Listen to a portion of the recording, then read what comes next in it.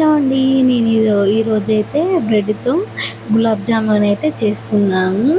So, ముందైతే ఒక 6 అట్లా బ్రెడ్ తీసుకొని వాటి సైడ్స్‌కున్న బ్రౌన్ కలర్‌దైతే కట్ చేసుకోండి. కట్ చేసుకున్న తర్వాత మళ్ళీ ఇలానైతే ముక్కలుగానైతే కట్ చేసుకోండి. కట్ చేసుకున్న తర్వాత నెక్స్ట్ అయితే బౌల్‌లోకి తీసుకొని పాలైతే యాడ్ చేసుకున్నాను. పాలు యాడ్ చేసుకొని మంచిగా మెత్తగా కలుపుకోండి.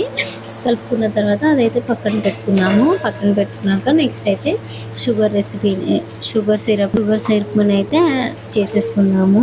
ప్యాన్ పెట్టుకొని దాంట్లోనే ఒక 2 glasses of sugar, 1 glass of water తీసుకొని దాంట్లోనే ఇలాచీని అయితే యాడ్ చేసుకుందాము.